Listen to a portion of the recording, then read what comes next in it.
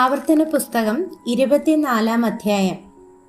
ഒരു പുരുഷൻ ഒരു സ്ത്രീയെ തെരഞ്ഞെടുത്ത് വിവാഹം ചെയ്ത ശേഷം അവളിൽ ദൂഷ്യമായ വല്ലതും കണ്ടിട്ട് അവൻ അവളോട് അനിഷ്ടം തോന്നിയാൽ ഒരു ഉപേക്ഷണ പത്രം എഴുതി കയ്യിൽ കൊടുത്ത് അവളെ വീട്ടിൽ നിന്ന് അയക്കണം. അവന്റെ വീട്ടിൽ നിന്ന് പുറപ്പെട്ട ശേഷം അവൾ പോയി മറ്റൊരു പുരുഷന് ഭാര്യയായി ഇരിക്കാം. എന്നാൽ രണ്ടാമത്തെ ഭർത്താവ് അവളെ വെറുത്ത് ഒരു ഉപേക്ഷണ പത്രം എഴുതി കയ്യിൽ കൊടുത്ത് അവളെ വീട്ടിൽ നിന്ന് അയക്കുകയോ അവളെ ഭാര്യയായിട്ട് എടുത്ത രണ്ടാമത്തെ ഭർത്താവ് മരിച്ചു പോകുകയോ ചെയ്താൽ അവളെ ഉപേക്ഷിച്ച മുൻപിലത്തെ ഭർത്താവിന് അവൾ അശുദ്ധയായ ശേഷം അവളെ പിന്നെയും ഭാര്യയായി പരിഗ്രഹിച്ചുകൂടാ. അത് യഹോവയുടെ മുൻപാകെ അറപ്പാകുന്നു. നിന്റെ ദൈവമായ യഹോവ നിനക്ക് അവകാശമായി തരുന്ന ദേശം നീ പാപം കൊണ്ട് മലിനമാക്കരുത്. ഒരു പുരുഷൻ പുതുതായി ഒരു സ്ത്രീയെ പരിഗ്രഹിച്ചിരിക്കുമ്പോൾ അവൻ യുദ്ധത്തിന് പോകരുത്. അവന്റെ മേൽ യാതൊരു ഭാരവും വെക്കരുത്. അവൻ ഒരു സംവത്സരത്തേക്ക് വീട്ടിൽ സ്വതന്ത്രനായിരുന്ന് താൻ പരിഗ്രഹിച്ച ഭാര്യയെ സന്തോഷിപ്പിക്കണം. തിരികല്ലാകട്ടെ അതിൻ്റെ മേൽക്കല്ലാകട്ടെ ആരും പണയം വാങ്ങരുത്. അത് ജീവനെ പണയം വാങ്ങുകയല്ലോ. ആരെങ്കിലും തൻ്റെ സഹോദരന്മാരായ ഇസ്രായേൽ മക്കളിൽ ഒരുത്തനെ മോഷ്ടിച്ച് അവനോട് കാഠിന്യം പ്രവർത്തിക്കുകയോ അവനെ വിലക്കി വിൽക്കുകയോ ചെയ്യുന്നത് കണ്ടാൽ മോഷ്ടാവ് മരണശിക്ഷ അനുഭവിക്കണം. ഇങ്ങനെ നിങ്ങളുടെ ഇടയിൽ നിന്ന് ദോഷം നീക്കിക്കളയണം. കുഷ്ഠരോഗത്തിന്റെ ബാധാകാര്യത്തിൽ ഏറ്റവും സൂക്ഷിച്ചിരിപ്പാനും ലേവ്യരായ പുരോഹിതന്മാർ നിങ്ങൾക്ക് ഉപദേശിച്ചു തരുന്നത് പോലെയൊക്കെയും ചെയ്യുവാനും ജാഗ്രതയായിരിക്കണം. ഞാൻ അവരോട് കൽപ്പിച്ചതുപോലെ തന്നെ നിങ്ങൾ ചെയ്യണം.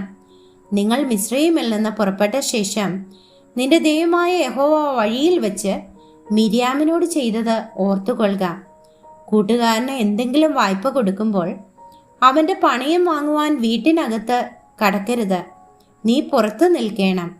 വായ്പ വാങ്ങിയവൻ പണയം നിന്റെ അടുക്കൽ പുറത്തു കൊണ്ടുവരേണം. അവൻ ദരിദ്രനാകുന്നുവെങ്കിൽ നീ അവന്റെ പണയം കൈവശം വെച്ചുകൊണ്ട് ഉറങ്ങരുത്. അവൻ തന്റെ വസ്ത്രം പുതച്ച് ഉറങ്ങി നിന്നെ അനുഗ്രഹിക്കേണ്ടതിന് സൂര്യൻ അസ്തമിക്കുമ്പോൾ പണയം നീ അവന് മടക്കി കൊടുക്കണം. അത് നിന്റെ ദൈവമായ യഹോവയുടെ മുൻപാകെ നിനക്ക് നീതിയായിരിക്കും.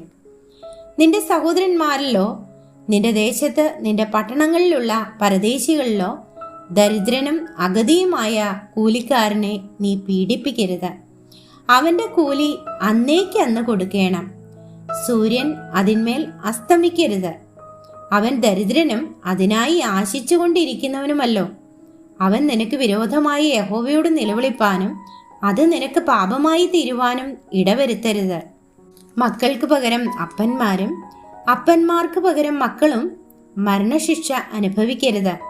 താന്താന്റെ പാപത്തിന് താന്താൻ മരണശിക്ഷ അനുഭവിക്കണം.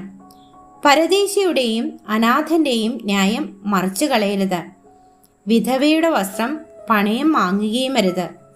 നീ മിസ്രയീമിൽ അടിമയായിരുന്നു എന്നും നിന്റെ ദൈവമായ യഹോവ നിന്നെ അവിടെ നിന്ന് വീണ്ടെടുത്തു എന്നും ഓർക്കണം.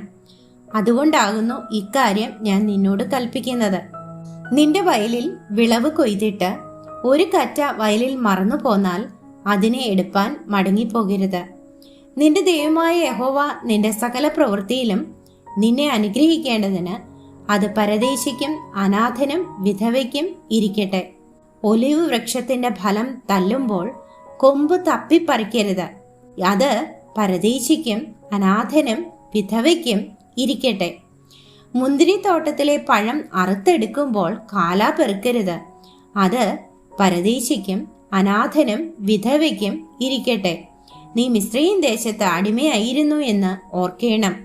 അതുകൊണ്ടാകുന്നു ഞാൻ ഇക്കാര്യം നിന്നോട് കൽപ്പിക്കുന്നത്.